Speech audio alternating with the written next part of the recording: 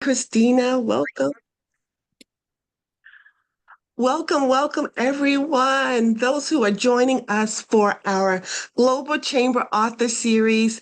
We are always ecstatic to have you with us on the third Thursday of every month.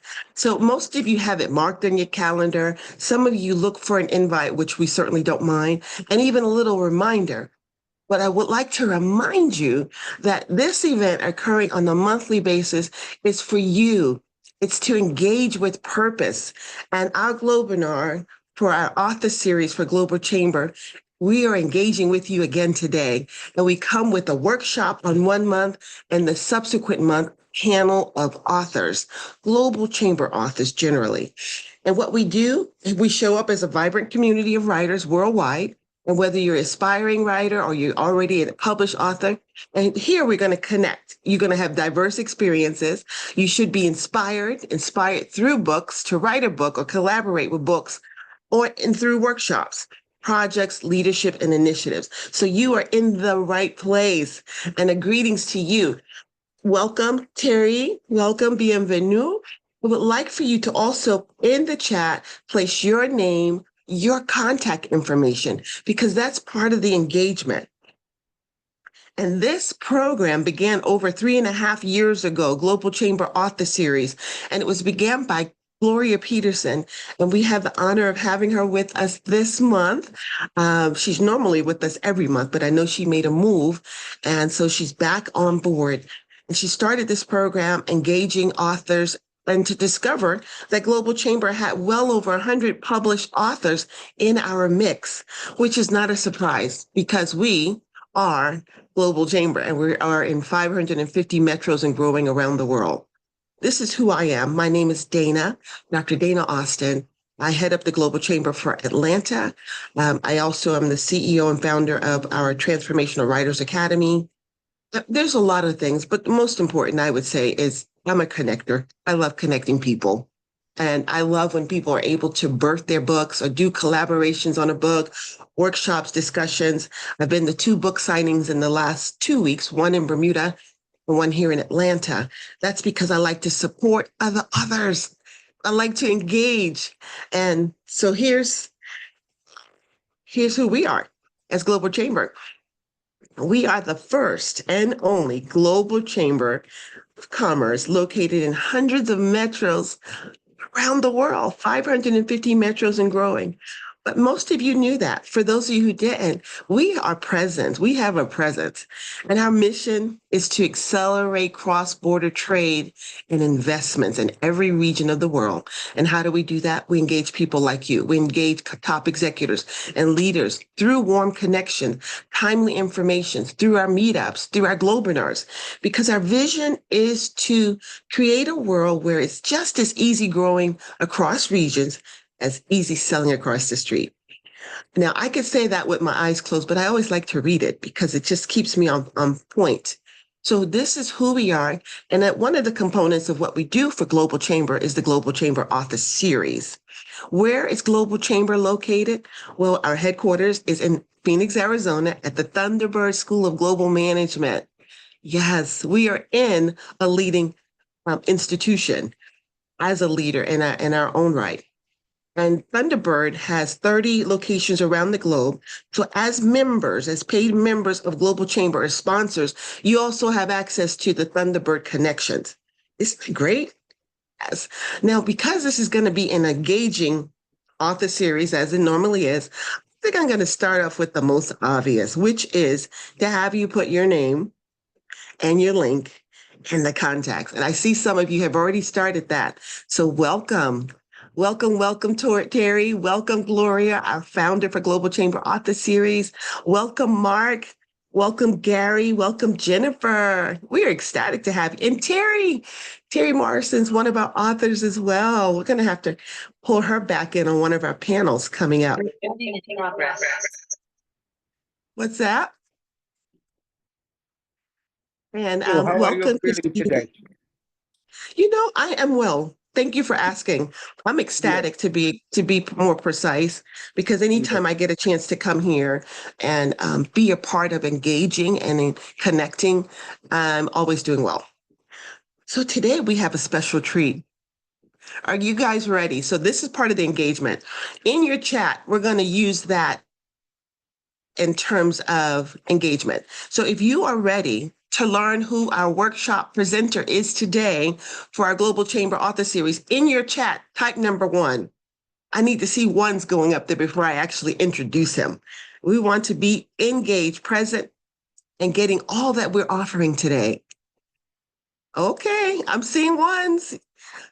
You're ready, Jim. You're ready, Gloria. You're ready, Terry. Yes. You know what? I'm going to put my one in there too, because I'm ready as well. Yes, Gary. Oh, let me introduce you to a Global Chamber member, business owner, an incredible man with a world reach that really makes him such a great alignment for Global Chamber. And that's none other than Philip Auerbach. Philip Auerbach is the CEO and founder of Auerbach International. And today he's going to be presenting on languages and the impact of translating your book or books. And we also happen to have other Global Chamber members on that have translated their books. So we're going to talk about that. And so he is an expert in cross-cultural marketing and translation. And Philip shares insight from his upcoming anthology. Now you're saying, oh, he's going to be in an anthology? Yes. Global Chamber, what we're doing is Transformational Writers Academy, we're putting together an anthology for business owners because what we've discovered is that some people want to write an actual book and be just they're the sole contributor, and some want to contribute to an anthology, and they're published authors as well. So Philip just learned yesterday that he's going to be a part of our upcoming anthology. We're starting that program in August. I'll talk to you more about that later, guys. But also, global marketing is his expertise. This is what he studied. And he's going to provide practical strategies for success and his experience in helping organizations connect in their native tongues with audiences around the world. I'm excited. So, Philip, we want to welcome you. Come on board. Thank you, Dana. Can you see me and hear me? I am going to let me stop my share. There we go. And I don't see you yet. If you say something, you should show up. There you are. There. Sorry. Awesome. Welcome. Thank you so much. It's a pleasure to be here. I was having technical difficulties this morning, and I'm recovering from being congested. So if I sound like a frog, that's because I still sound like one.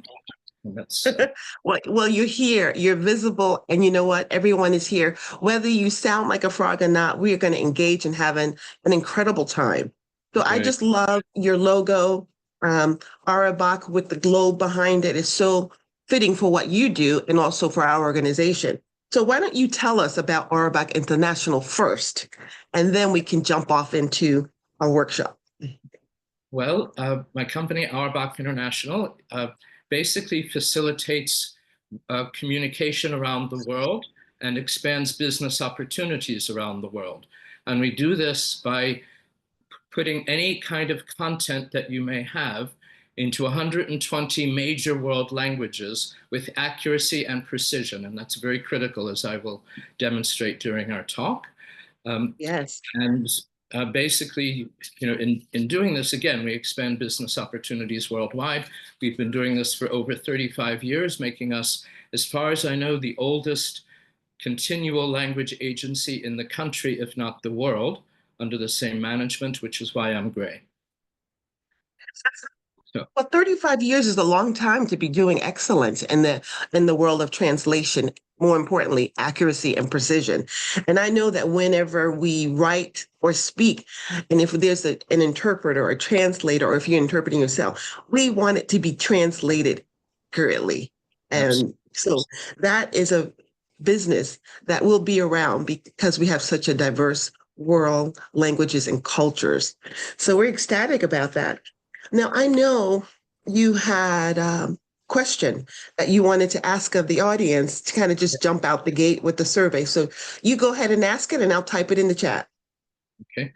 First of all, I should also add that since we've been doing this for effectively 35 years, we do every subject imaginable from aerospace to zoology. And in terms of authors, we've done children's books and philosophy and business and every subject in between. And we go in both directions, English to other languages into English. So the question I wanted to ask everyone to start is what % of the world do you think speaks English either as a primary language, as in the United States, or as a secondary language, as in India, Nigeria, and the Philippines? What % of the world speaks English? And I have that question right there in the chat. Feel free to respond audibly or type it in the chat for us. We've got one response. So the first one is Dr. Christina Watcher. She's one of our published authors and Global Chamber members from the West Coast. She says 23%. Okay. Any other guesses quickly? 35%? Oh, yes. Mm-hmm. Gary says 35. Okay, so we don't have many curious people or people who like to just speculate, so I will tell you the answer. Hold on. We got one hand raised. Go ahead, Stephanie. I said She's our Global 45. Chamber leader. Oh, sorry. Go ahead. Stephanie Austin's our Global Chamber leader out of Dallas, Texas. Go ahead, Stephanie. Say 45%. Okay. 45? Okay. Yes. Very good. Very quickly, any other guesses? Okay, so the accurate answer, which truly surprised me, is 17%. So let's round it up to 20%, which means that 80% of the world does not speak English. So another quick question. How many, in this country, we've got around 64 million Latinos making, well, it's a separate issue, 64 million Latinos. Of that 64 million, how many millions speak Spanish at home? Any quick guesses? I'm going to go 60%. 60%, 95%? Christina says 95. Okay, we don't seem to have a very curious, or at least a speculative audience. Yeah, they're just looking for their keys boards. They're like, okay, what do I speak it or do I type it? Because here they are. 20%, 70%, 60%. Okay. The correct answer, I 10%. don't know the percentage, 80%. but the correct answer is around 42 million. So 42 million US Latinos speak Spanish at home, making the US the second largest Spanish country outside of Mexico. So again, that's a huge domestic audience as well as the 80% international audience. And a final question for all of you. What % of world internet users will only buy your product or service if it is presented in their native language? What % of world internet users will only buy your product or service if it is presented in their native language? Oh, that's going to be a good one to see. So you've got a product, guys. 60%. 80. 60. 50. Stephanie says 60, 50, 80. I think it's up there too. I happen to know that. It's actually lower than what you guessed, but very good guesses. The correct answer is around 60%, which is still very high considering the entire world.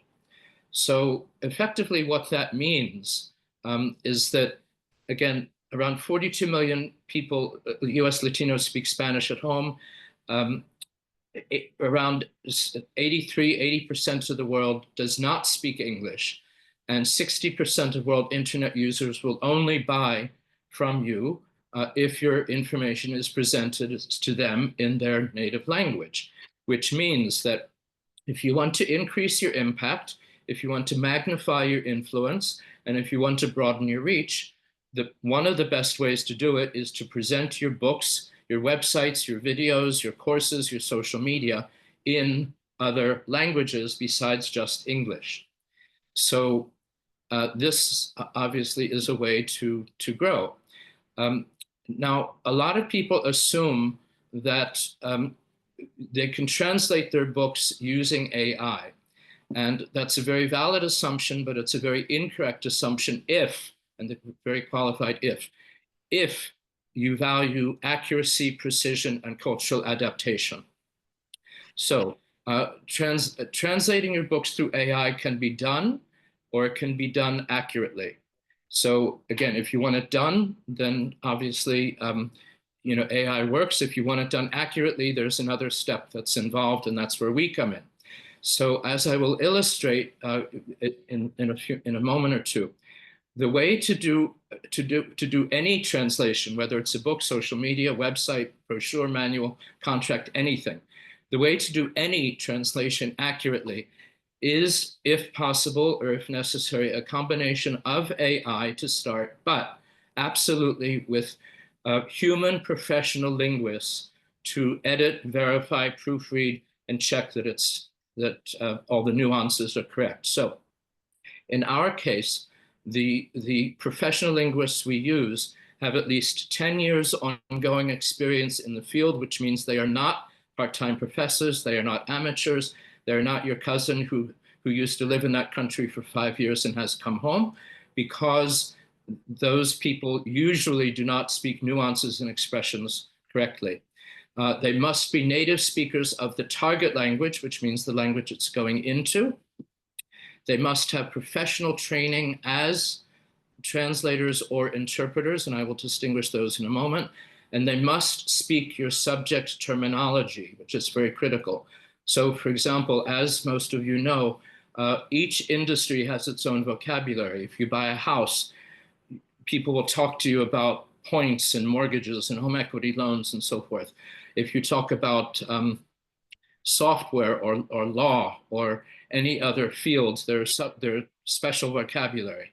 So the linguists we use must speak the subject terminology of whatever you are writing about. If it's general, that's fine, but if it's something about, again, philosophy or chemistry, whatever, then obviously they must speak those subjects. Now, a very critical distinction, most people do not know this. Very quickly, put in the chat, please. Translation deals with what kind of communication, and interpreting deals with what kind of communication. Very critical words that most people are not aware of the distinctions. Very good. Written. Yes, so very simply, the word translating means to convert anything written into another language. The word interpreting means to convert anything spoken into another language. Spoken means meetings, conferences, phone calls, for example. Again, most people mix up the terms, use them interchangeably, but they are not interchangeable in our world. Now, again, one of the issues that AI does not do well, or does not do properly, is to convert imperial to metric. So for example, if you've got a sentence in your books saying that the building was 8 miles away from here, if you put that into AI or into Google Translate, which is the most common program, you will get a literal translation of the building was 8 miles away, which is fine if you're in the United States. But if you're in most of the world, it does not convert to 12.8 kilometers, very critical. If you say something costs $100, and you put that in Google Translate or AI, and it will literally translate $100, not, for example, 89 euros. That's a critical issue of acculturation or cultural adaptation, which is obviously what we do as as professional linguists.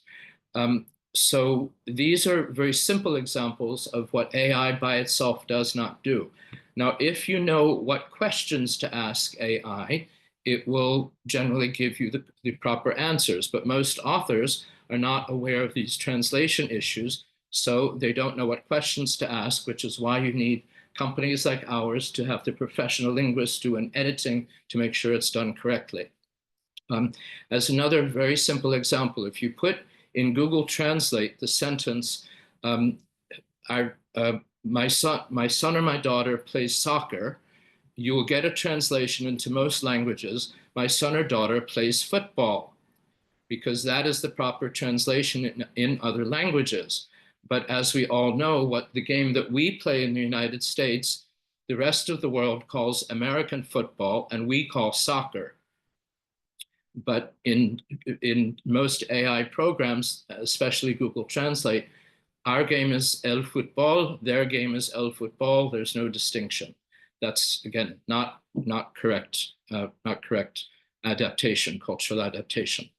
You know, we have Yes. to be unique in the United States. Yeah. Yes.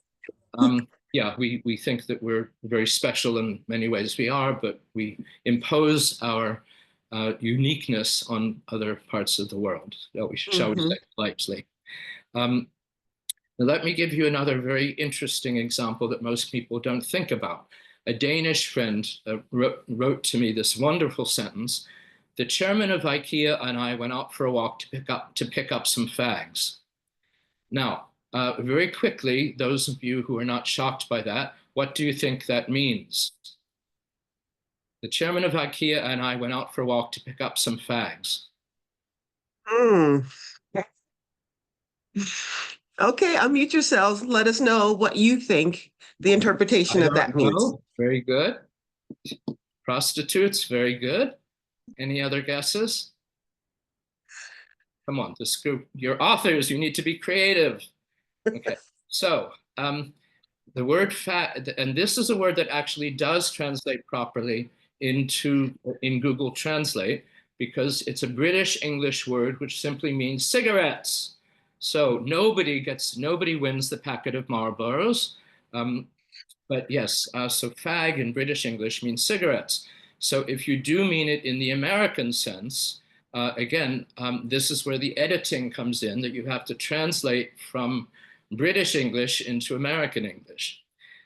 If you put in the simple sentence, I did this yesterday, had a phrase, hardworking Brits, British people, hardworking Brits. Google Translate did it backwards, Britannique travailleurs, which is basically means British workers, except that the grammar is wrong. The adjective goes behind the word, not in front of the noun. Another example of why that's wrong. Another great example, if you try to translate the word tumble, a wonderful Spanish word, and try to translate that through AI, you can get you get a primary meaning, but there are actually three different meanings that I'm aware of, and other people may know others. And does anyone who speaks Spanish know what the word tambo means? T-A-M-B-O. No guess. I didn't hear that. I had not heard of it until you mentioned that word yesterday. So we're waiting for you. We're waiting with bated breath. Okay, so I think, now I'm going to get the countries wrong, so I'm not even going to state the countries, but the most common word is, it's a kind of a basket, but if you put it in Google Translate, it comes out as dairy farm. And in some countries, it's a slang word for a whorehouse. Wonderful. So therefore, this is why you have to be very careful to even know the dialect or the culture that you're targeting, because especially in Spanish, the language is used differently. Just as we saw in American English, the words are used differently. So now you may be, so it may, well, again, it may mean a dairy farm, but if you're truly you're creative authors. So if you're truly writing about people in the tambo, and it comes out as dairy cows, you may actually mean very pejoratively, fat women in the whorehouse, cows in the whorehouse. But that's with a fag. With the fags, right? So you therefore, this is why you need the human editors to interact with you, the authors, to ask you questions. What does it mean in this context? AI is not going to ask you. It may guess what it means in that context, but it's not going to ask you. So another very simple word.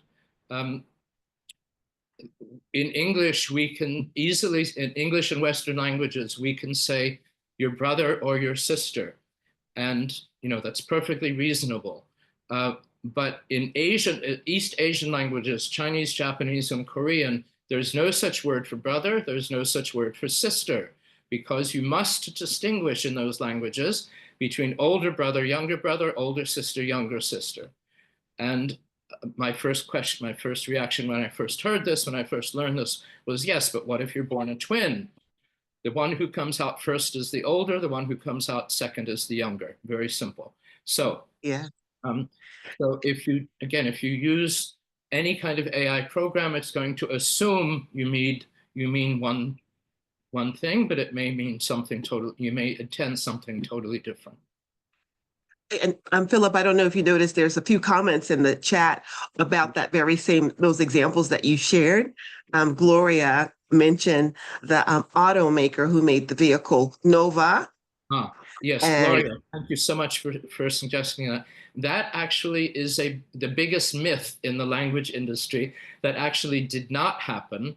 I think Chevrolet invented the Nova. The idea is they sent it to Mexico, where Nova in Spanish means does not go. Wonderful name for a car, except that actually did not happen. There are other issues that did happen, where I think it was in the 1970s, we had in this country a car called the Pinto, I think made by American Motors. They marketed in Brazil, totally oblivious to the fact that Pinto in Brazilian Portuguese is, shall we say, shrunken male genitals. oh my. Not the best name for Where are we going today? We've got the fags and the whorehouse and shrunken male genitals. I mean, if you guys are not in this room, you're missing out. So that's another issue that we ourselves do, that you as authors need to be mindful of. If you're translating your company name, if you have a company name, your book title, your tagline, anything about yourself in other languages, please ask us or ask a language agency to check it out first in 10 major languages to ensure that it is not pejorative, that it is neutral, at least neutral or beneficial, at least positive in other languages, but certainly not offensive in other languages. Absolutely. Again, very simple sentence. My friend and I walked to the station. Seems very simple in English, but in other languages, you have to distinguish. There's no such word as station. Do you mean train station, subway station, or perhaps a police station? Very different words. So these are examples of why you need a professional language agency to help you. Another example, very quickly, and this is very, very common, the word you or your. In English, we have one word for that, except in what is grammatically called the reflexive pronoun, which is yourself or yourselves. That's the only time in English we distinguish singular or plural. But as most of you know because hopefully you've studied other languages in high school, there's no simple word for you or your. It can be singular, it can be plural, it can be formal, it can be informal, it can be masculine, it can be feminine, it can be a combination. So if I'm talking about you and I'm referring to, a group of women, if the AI uses the masculine singular pronoun, obviously that's very wrong. So again, this is why you need human professional linguists to edit, to distinguish, and to make sure that your translations are done correctly. Now, as authors, besides your written book, your written website, your podcasts, and I'm sorry, your social media and so forth, there are other ways that you can gain revenue from overseas audiences, and that is potentially to do podcasts and to do consulting assignments. And one way to get consulting assignments is to appear in public, to appear, such as this in a live webinar. And your immediate question should be, or normally would be, I don't speak other languages. How do I communicate? And by the way, if the only way to do AI and to do it correctly is if you are a native speaker of that target language. So if you speak fluent Greek, if as a native speaker, or your Korean is native level, then if you translate your book into those languages, you yourself can check it to ensure that it's accurate. But unless you are a native speaker, That's why you need a professional linguist who speaks that target language and has these other qualifications of, again, 10 years speaking the subject terminology and trained as a professional translator or interpreter. Now, again, if you want to present in other languages, there are ways to do that. One way is if you need to speak to someone in another country and you don't, and again, that person's English is limited or doesn't speak English at all, we have a service called OPI, over the phone interpreting. This works 24/7, 365, 24/7 in over 100 languages, where we connect you automatically within seconds to a telephone interpreter. And so you have a three-way conversation. You, your overseas party, you, the interpreter, your overseas party, the overseas party, the interpreter, back to you in a consecutive interpretation. This costs around $1 per minute. It depends on circumstances, but around $1 per minute. You pay as you go. There's no subscription, no usages, no billing. It's there if you need it. Very convenient, very simple, a way to communicate with people abroad. Now, can I interject real quick? I'm sorry, Philip. I know you've got a rhythm, but I like to switch it up a little bit so that people are hearing a little bit of different voices and can ask questions. With that over the phone interpretation, so my background is my profession is a healthcare provider. And so we often use that system in the hospital for translation, because as you can imagine, when you are having a conversation or questions translated from provider to patient and vice versa, you want to make sure that, as you said in the beginning, that there's accuracy there and there's precision and there's cultural awareness.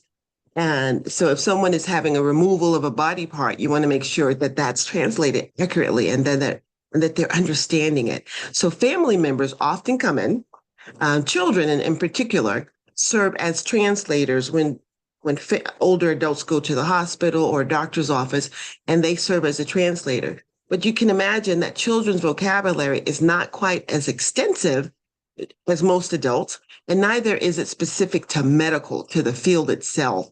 So I really wanted to just put that out there, because I'm sure there's some folks here in the room, or those who are listening even in replay, that have had that experience, because we have several languages right here in this room even.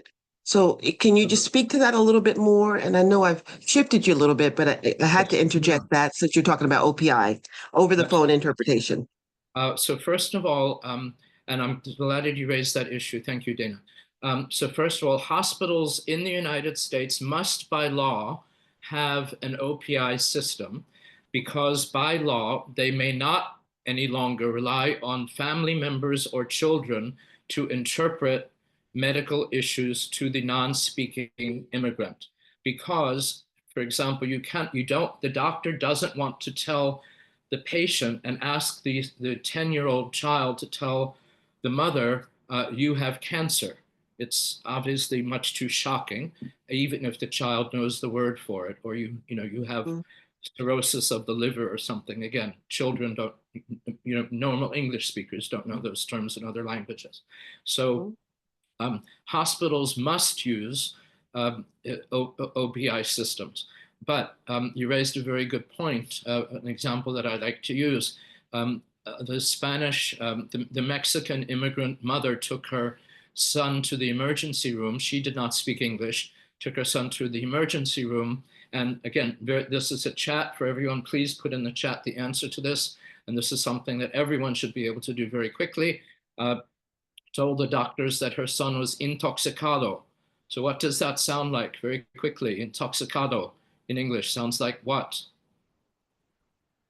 Inebriated. Drunk. Inebriated, right. Inebriated. Except that is the assumption that intoxicado means drunk, but the secondary meaning of the word means food poisoned. So the doctors treated this person for drunkenness, and actually he was food poisoned and he almost died. So this is, again, why you need professional linguists to ask questions, if necessary, to render the correct interpretation of these. That brings to memory, I remember when I was taking Spanish in high school, you're learning vocabularies, you're incorporating new words and, just courageously jumping out there. And so I thought, let me try this word on for size because I think it's going to be what it sounds like. And I said that I was embarrassed. At least that's what I thought I said. I said, estoy Right. embarazada, embarazada. Well, let me tell you, for those of you who don't know, embarazada is not embarrassed, but I was afterwards because it was saying I was pregnant. So I was not embarazada, but I definitely was embarrassed. So knowing and using the right word, the right time, in the right setting is so vital. That's why we're excited and ecstatic to have you here presenting this workshop for these incredible Global Chamber members and guests. Thank you. So a wonderful new, Spanish is not one of my studied language. I understand it. I understand written Spanish, but I'm delighted you Yes. brought that up. That's great.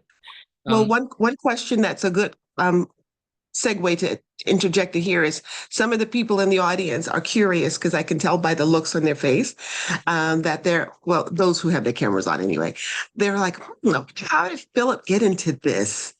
His background that actually brought him to be doing this for 35 years. I see that look on your face, Eric. I see that look on your face, Gloria. And on those still captions, you have the same question.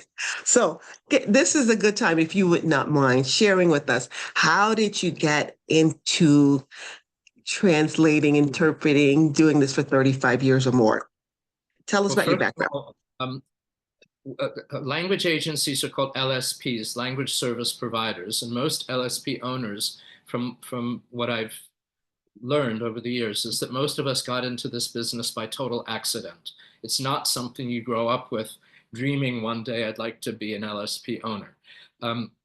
So I also got into the business totally by accident. I had a language, I had a consultancy many years ago. And one day, out of the blue, in wonderful English expression, which means by chance, I was approached by a group of translators. They were in a very remote country that most people would never dream of thinking about. And they asked, would my company be interested in marketing them to bring them clients? They could do all the work, they could do all the translations, but could we, do the marketing, bring them the clients, do the accounting, the customer service, the interaction, and so forth. And that's how it started, but it fit with my background because I've studied, I don't know, 7 or 8 languages, some of which I speak much better than others. And I have a master's degree from Thunderbird, as Dana mentioned in the very beginning. It's the primary graduate school in this country for international business. And so my master's was in international marketing.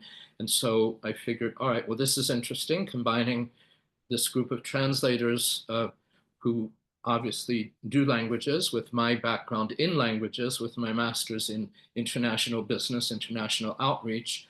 So let's give it a go for a few months, a year, see how it goes. And here we are 35 years later. Wow, that's incredible. It's incredible. Sometimes you can stumble into your purpose. And we're grateful that you stumbled into yours with your business background and your degree from Thunderbird, because we get the opportunity to benefit from knowledge such as what you're sharing and Globinar such as these, or even meetups. So take it away. So some other points that I wanted to raise with all of you. We spoke about OPI, over the phone interpreting, as a way to communicate instantly with someone who doesn't speak another language. But the other issue that I wanted to offer to all of you is, again, ways to present podcasts or ways to gain consulting assignments if you don't speak the target language. So there are 2 ways to do it. One is by using a professional interpreter such as this through a Zoom call with 2 or 3 ways. So you are presenting, we have a professional interpreter on the call with you, on the screen with you, who can interpret your words into the target language of your audience. That's one way to do it. Another way is that there are many AI programs out there that do perform pretty instant speech translations, so English to translated speech very, very quickly. both written and spoken. Now, as in any AI program, these are not 100% accurate. They may be good enough, but they are not, again, they're not perfect. They're not, they're not precision. But this is certainly a way to present your knowledge to an overseas audience. Again, if it's not super technical, and if again, if precision is not critical.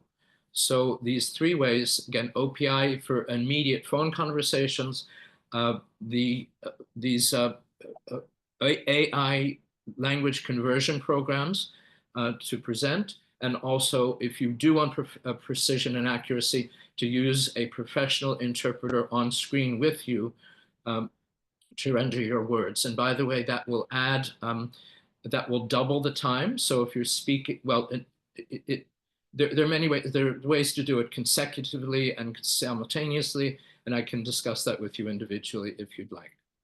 So, okay, well, we have a question to piggyback that, and I'd like to raise it just because I know you're in your rhythm, and the chat is very active and engaging. Are captions an option for podcasts when languages are concerned? Are captions a possibility for podcasts when languages are concerned? captions. Like the text at the bottom. Well, that's subtitling. Mhm. There's a word for captions, which is what sometimes you see on closed screen television. So, for example, if you want the captions in Spanish or in English for a TV show, that is captions. That's not something that our company does. But if you mean, from movies, if you mean subtitling, which are the words at the bottom of the frames, that are going through, or if you mean dubbing, which is the replacement of the words in a movie or in a film, for example, that is something that we can do. So I'm sorry, so what was the exact question? Did I answer it sufficiently there?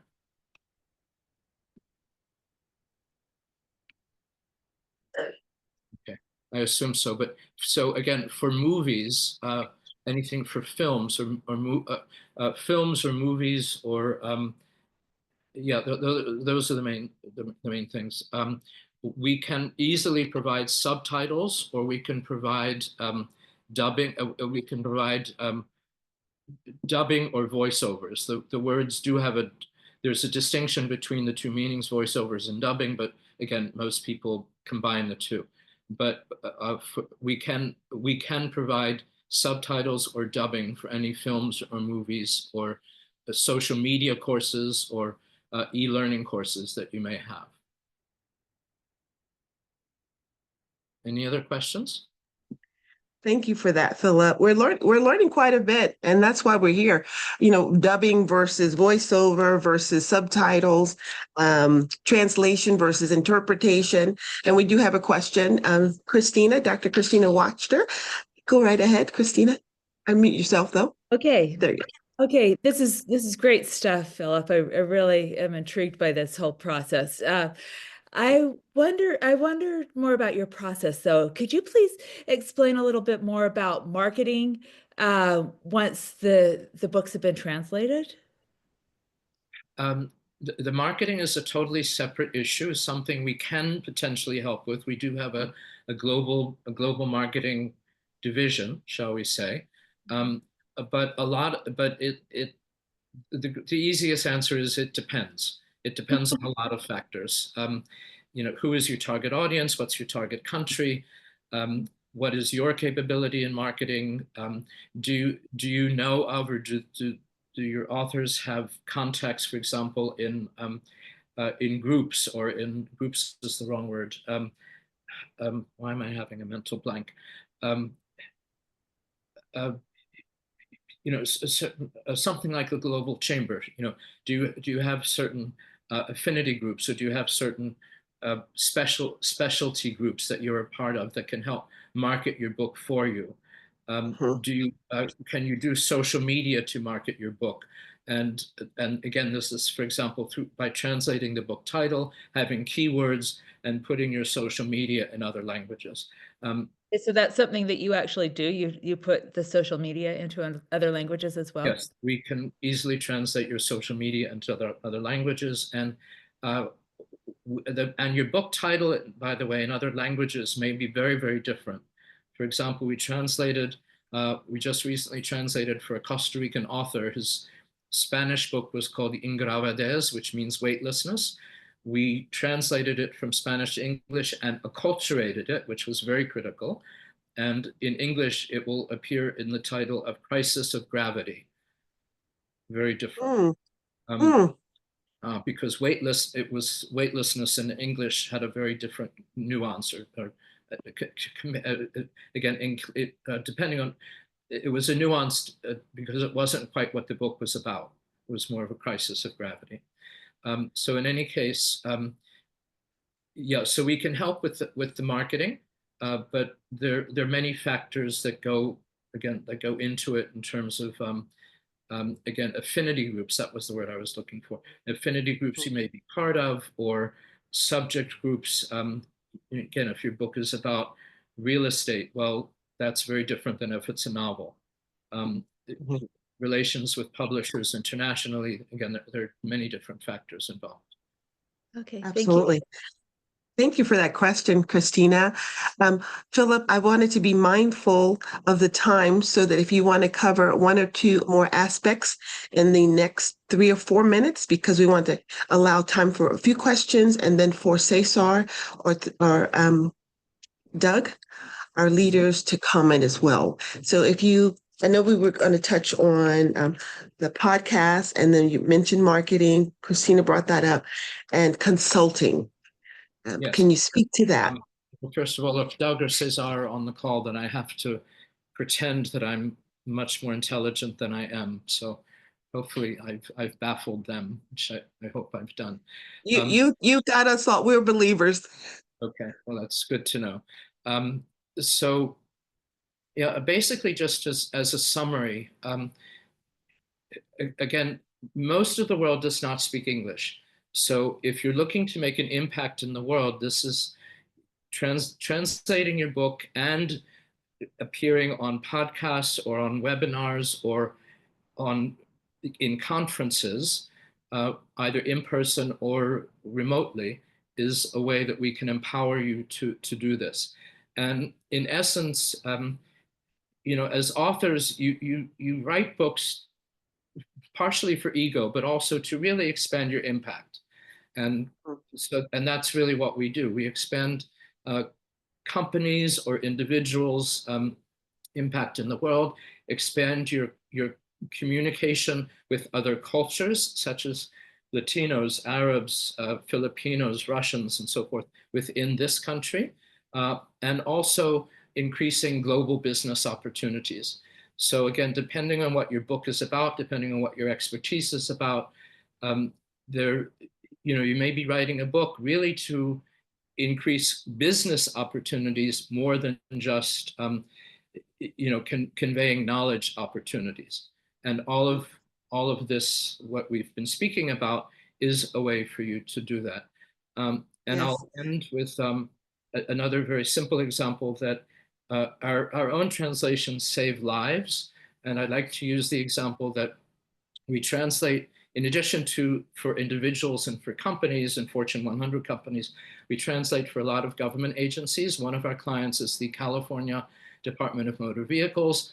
And I can very proudly say that we translate all of the DMV manuals for all of the immigrants in California. So like 23, I think it's like 25 or 30 immigrant groups. So all of the instruction manuals about driving rules of the road and so forth, and all of the tests, the written tests, we translate into immigrant languages. So I can very proudly say that if you are driving in California and you are not hit by an immigrant, that is partially because of us. So you're welcome. Thank you. Thank you. Thank you. Thank you. I lived in California for a few years, so I have you partially to thank. Yes. That I live to tell the story. Philip, we want to thank you today. I mean, how impressive is it that within our sphere, our global chamber sphere, we have so much expertise. And for you to be able to share what you do for Auerbach, for business owners, for authors, to help translate manuals, standard operating procedures, conversations, books. And we have some authors in our space here today that have actually translated their books into other languages. So this is a segue for me to let you know that next month's Global Chamber Author Series, we're going to have Gloria Peterson as one of our guest panelists and talking about her process for translating her book. And then we'll have another. That will be a surprise, which means it's still a surprise to me. We did have Nacho Vilac on the month prior, and he's out of Spain, so he's had his book translated in multiple languages. But we would like to mix it up. So if any of you have your books in other languages and you are a member of Global Chamber and like to be a part of our panel next month, we are extending that invitation to us. Reach out to myself, reach out to Gloria, reach out to Christina, let us know. And Philip, we are ecstatic. I see, there you go. His contact information is right there in the chat, guys. Copy it, take a picture of it, or with those three dots at the bottom of your Zoom, if you click on it, you can say save chat. Save chat. All right, Gloria, you have a question. Please join. Yes, I would like Terry Morrison to join me next month on that panel. Yes. Come on, Terry. And Oh, that's so sweet of you. Thank you. I'll try and make it. I would like to offer that I'm very interested in the audio side of the translations now, because we're going to have Kiss Bauer Shake Hands will be my first audiobook this fall. It'll be released by Echo Point Books. So I think the discussion also is interesting between AI and actual physical narrators, whether they're speaking in Spanish or they're doing a Google Translate. I think there's a lot of controversy. It's an interesting subject, and everybody has a point of view. That's a great point. And perhaps next month, when you're facilitating, Terry, that we can. Gloria's running it. Gloria's doing it. Well, Gloria's she's gonna be a guest as well, so she can't, hold the mic here and here. So, but we'd like for you to be a part of that. Yeah. She would, and so would we. And maybe we can explore the other author to be one who had translated their book, but also has it in audio as well. So that's, the needle in the haystack gets a little deeper, but let's look for that. And if any of you know someone in that space that can be a guest along with Gloria next month, and Terry as our facilitator and me as a supporter, we'd love it. I'd be honored. I'd be very honored. Thank you so much. And In this room, I put it in the chat, but we have, I'm sorry, we have cultural ambassadors in this room. We have Terry Morrison, we have Christina Wachter, we have Terry Green, we have, just protocol experts in this room, and so much more. We have writing coaches. So I'm going to do a little plug too.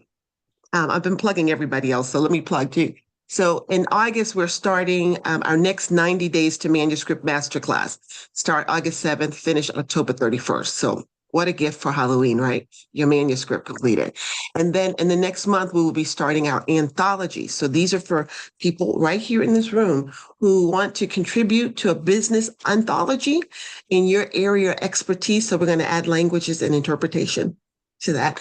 And Philip will be a part of that. Then let me know. You can find me on LinkedIn or Transformation Writers Academy across any of the social medias.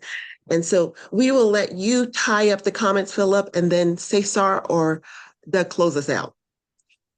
Well, I just wanted to add for the person who was talking about her audio course, if you as authors have audio courses or e-learning courses, this is another aspect where we can expand your impact by translating them into hundreds of languages. Absolutely. And the wonderful news is that they are not subject to tariffs. So they, they transmit and you charge your price and no tariff. It's great. That'll be a path I'm going down soon too. Says my LinkedIn is not working. Cesar or Doug, would you like to come on and closing remarks? Cesar Trabanco is our Vice Hi. President. Hi, Dana. Can you hear me? Yes, sir. Good. No, I just want to say thank you to Philip. Philip, this is something that's very interesting, and I started my career translating. So I was an intern in an organization, and it was all about trade and business. But I was the one who spoke Spanish, and so you're the translator. And I think that's one of the big mistakes that companies do, because I mean, speaking another language doesn't really make me a translator, and especially when it comes to Spanish, which is so broad, and so that's why I really respect translators, and I give the importance that comes to it. So I just want to mention that, Dana, and thanks again, Philip, for your presentation. Thank you. And Cesar, you raised a superb issue, which is that this is a huge myth that if a person can speak a language even as a native, as Cesar is from Puerto Rico, that makes the person a translator or interpreter. Absolutely not. It requires very specialized training. And Cesar, did you know the word tambo in Spanish? Tambo? Not really. No, okay. So that's it. Yeah. That also illustrates the point. Yeah, no, and in my Yes. case, actually being from Puerto Rico is not really, it's far from being the best Spanish. Right, so, exactly. so that's, got that was a very mistake that the organization had by them, because it's not really like, if you're targeting the Mexican, Argentinian, this is a whole different world. Yeah, exactly. Yes. Thank you, Cesar. Thank you, Philip. And as Philip mentioned throughout the workshop today, if you're looking for accuracy, precision, and cultural adaptation in your translated works or your business or conversation, Auerbach International, the link is there. Follow that. And next month, as I mentioned, we're having Terry Morrison as our facilitator, Gloria Peterson, one of our guest authors who's translated her latest book, from English to Spanish. And then she's also featured in our newsletter that came out last night, Story Lane. So I'll post that online as well. And then the following month, we will have Ask the Coach and Ask the Authors, questions that you want to ask myself as a writer's coach, but also published authors about their journey, because everybody's journey different. And I know some of the questions that have come up in previous Global Chamber Author Series in the first year is, what inspired you? And that's a question, I didn't get to that yet, but we will next month. What inspired you to write? And as Philip was saying, some people write to make themselves known. I can't think of the word for that. Or, legacy. Some people write because they're the expert in that field, or just to record history. Whatever the reason, what I say is write on. We thank you for joining us. We look forward to you joining us next month, third Wednesday of the month, 11 o'clock. We're still doing 11 o'clock. Towards the end of the year, we're going to do some 8 a.m.s so that we can get people around the world live. All right. We look forward to seeing you guys soon. Have a great day. Thank you, Dana. Thank you. Thank you for inviting me. Merci. Gracias.